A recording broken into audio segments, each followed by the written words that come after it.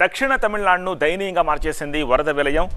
ఊరేదో చెరువేదో తెలియనంత ఘోరంగా ఉంది అక్కడ పరిస్థితి. ప్రభుత్వ ప్రైవేటు సంస్థల్లో కార్యకలాపాలన్నీ పూర్తిగా నిలిచిపోయాయి.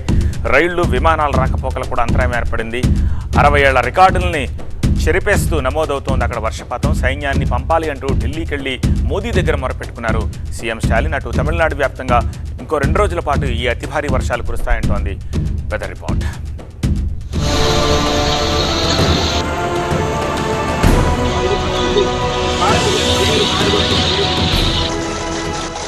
డిసెంబర్ ఆరంభంలో మిక్షామ్ తుఫాన్తో తల్లడిల్లింది తమిళనాడు. ఆ విపత్తు నుంచి కోలుకుంటుండగానే మరోసారి కుండపోత వానలు విరుచుకుపడి దాదాపు సగం రాష్ట్రానికి నరకం చూపిస్తున్నాయి.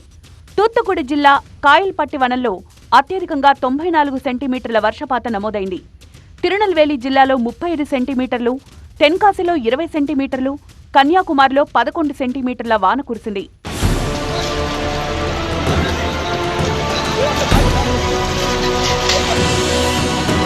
దక్షిణ తమిళనాడుపై వరద ప్రభావం భీకర స్థాయిలో కొనసాగుతోంది. మదురై, విరుదునగరం, తేని జిల్లాల్లో కొన్ని ప్రాంతాలకు రెడ్ అలర్ట్, మరో 6 జిల్లాలకు ఆరెంజ్ అలర్ట్ జారీ అయింది. అటు డ్యాంలు నిండు కుండల్లా మారి నీటిని దిగువకు విడుదల చేయడంతో పరిస్థితి మరింత విషమించింది. పాపనాశం, పెరుంజని, పెచుపారై రిజర్వాయర్ల నుంచి దిగువకు నీరు వదలడంతో లోతట్టు ప్రాంతాలు మునిగిపోయాయి. తామరభరణి నది పొంగడంతో తిరునల్వేలి, తూత్తుకుడి నగరాలు మొత్తం జలదిగ్బంధమయ్యాయి. ఎక్కడ చూసినా కూడా నీటి ప్రవాహమే మనకు కనబడుతోంది. తిరునల్వేలి సమీపంలో ఉన్నటువంటి తామరభరణి నది ఇది.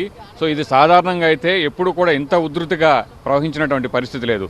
అయితే ఎప్పుడూ లేని విధంగా ఇంత వర్షపాతం ఒక్కసారిగా నమోదైనటువంటి కారణంగానే ఇంత ఉధృతంగా నది అనేది ప్రవహిస్తోంది.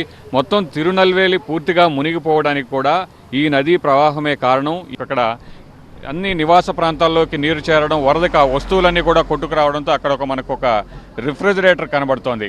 అంతే ఇంట్లో ఉన్నటువంటి ఏ వస్తువు కూడా మిగలలేదు. కొన్ని ప్రాంతాల్లో అయితే దాబా ఇళ్లు కూడా, అంటే కాంక్రీట్ నివాసాలు కూడా ఎక్కడికక్కడ కూలిపోయినటువంటి పరిస్థితి. ఊళ్లకు ఊళ్లు నీళ్లలో చిక్కుకుపోవడంతో గూడు విడిచి కట్టుగుడ్డలతో సురక్షిత ప్రాంతాల్ని వెతుక్కుంటూ వెళ్లిపోతున్నారు జనం. లేటెస్ట్ అప్డేట్స్ ఏంటో మా ప్రతినిధి మురళిని అడిగి తెలుసుకుందాం. మురళి, ప్రస్తుతం మీరు ఏ ప్రాంతంలో ఉన్నారు? తమిళనాడు రాష్ట్ర వ్యాప్తంగా సిచ్యువేషన్ ఏంటి? ఫోర్కాస్ట్ ఏం చెప్తోంది? అంటే దక్షిణ తమిళనాడులోని 6 జిల్లాలను పగబట్టిందా అన్నట్టుంది ఇక్కడ పరిస్థితి. అయితే రాత్రి నుంచి వర్షం లేకపోవడం అనేది కొంత ఉపశమనం అని చెప్పాలి. లేదంటే నిన్నటి వరకు కూడా కురిసిన వర్షపాతానికి తోడు ఈ 24 గంటలకు కూడా వర్షపాతం నమోదైతే మొత్తం అసలు ఏ ప్రాంతం కూడా మిగిలి ఉండేది కాదు. రాత్రి నుంచి వర్షం లేకపోవడంతో లోతట్టు ప్రాంతాల్లో ఉన్నటువంటి నీరంతా కూడా తగ్గుముఖం పట్టింది. అయితే ఇంకా సహాయక చర్యలకు ఆలస్యమయ్యేటువంటి అవకాశం ఉంది. ఇప్పటి వరకు కూడా సహాయక చర్యల కోసం ఆయా గ్రామాలకు ఎన్డీఆర్ఎఫ్ బృందాలు కానీ ఇక్కడ ఉన్నటువంటి సహాయక బృందాలు వెళ్లాలంటే కూడా ఎక్కడికక్కడ రహదారులన్నీ కూడా నీటితో నిండిపోయినటువంటి పరిస్థితి. అలాగే కొన్ని చోట్లయితే భారీగా హైవేకి గండి కూడా పడ్డటువంటి పరిస్థితులు ఉన్నాయి. సో ఇంకా పదుల గ్రామాల్లో ఈ 2 జిల్లాల ఎఫెక్ట్ అనేది తిరునల్వేలి అలాగే తూత్తుకుడి జిల్లాలో మొత్తం 6 జిల్లాల్లో ఈ 2 జిల్లాలోనే ఎఫెక్ట్ అనేది ఎక్కువగా ఉంటే ఇక్కడ దాదాపు ప్రతి జిల్లాలోనూ 10కి పైగా గ్రామాల్లో రాకపోకలు అనేటివి పూర్తిగా కూడా స్తంభించిపోయింది. అయితే ఇక్కడికి వెళ్ళాలంటే ఈ రాత్రికి కనుక వర్షం లేకపోతే రేపటికి ఆ వరద ఉధృతి అనేది మరింత తగ్గితే అక్కడికి గ్రామాల్లోకి సహాయక బృందాలు వెళ్ళేటువంటి అవకాశం ఉంది. ఉన్నటువంటి హెలికాప్టర్ల సాయంతో ఎక్కడైతే ఎక్కువ ఎఫెక్ట్ ఉంటుందో ఆ ప్రాంతాల్లో సహాయక చర్యలు చేపడుతూ ఉన్నారు. ఇప్పటికే శ్రీవైగుంఠం రైల్వే స్టేషన్లో 2 రోజుల నుంచి ఒక ట్రైన్ నిలిచిపోయింది. ఆ ట్రైన్లో దాదాపు 500 మంది వరకు కూడా ప్రయాణికులు ఉన్నారు. వారందరికీ కూడా ఆహారాన్ని హెలికాప్టర్ ద్వారానే అందిస్తున్నారు.